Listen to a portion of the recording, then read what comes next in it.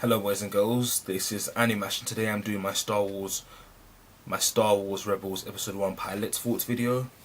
This episode is basically a combination of two episodes mashed into one. It's a 45-minute pilot episode, but it's very good. I enjoyed it. And just before to let you guys know, I am not the hugest Star Wars fan, that I'm going to admit now.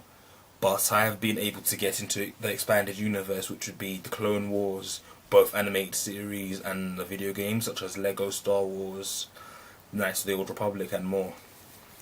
So in this series, the Clone Wars had a more darker approach as the series progressed, but from what I've seen in this episode, the balance of the dark themes that are normally in the Star Wars series are mixed with a kid friendly, with a child friendly approach, and I think this balances it perfectly. As the tone is just overall there. It doesn't have to be dark in order to impress viewers. I mean, Disney do know how to. One thing I want to admit, that Disney do know how to make a balance of both of these. This series is set off 14-15 years after the Revenge of the Sith, and it's basically a few years before the fourth episode of Star Wars, I believe. It also has the original trilogy. It also has the original trilogy vibe. If you watch this series and you watch the original trilogy, you'll understand where I'm coming from. As I said, I'm not the hugest Star Wars fan. I have played the games mainly, so I do understand to a sense the vibe that it gives off. And I've also watched the Family Guy episodes of Star Wars, so that also, helps you in a way understand how Star Wars works. In addition, there's also an interesting and engaging dynamics between the main characters' team. So you have your main character, and the dynamics between them really works out really well.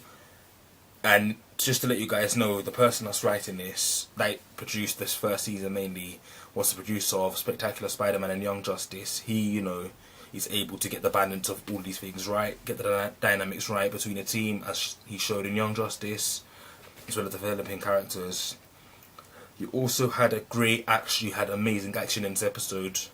The CGI, the animation, I like the CGI animation. A lot of people are saying that they have to get used to it, but I'm actually for it. And this works with the action especially, seeing how this episode progressed.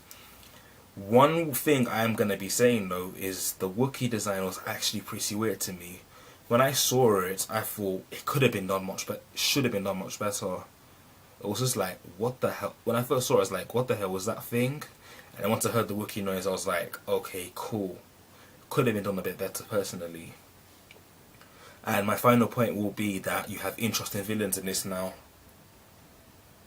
You have your main character, you have your two main villains that have been introduced. One of them's a lackey, the other guy is just the head. You know how Star Wars is. But I don't know how this is going to progress as the show goes along. But I'm so far enjoying it. I'm here for the ride. But anyway, thank you guys for watching. I'm out. Peace.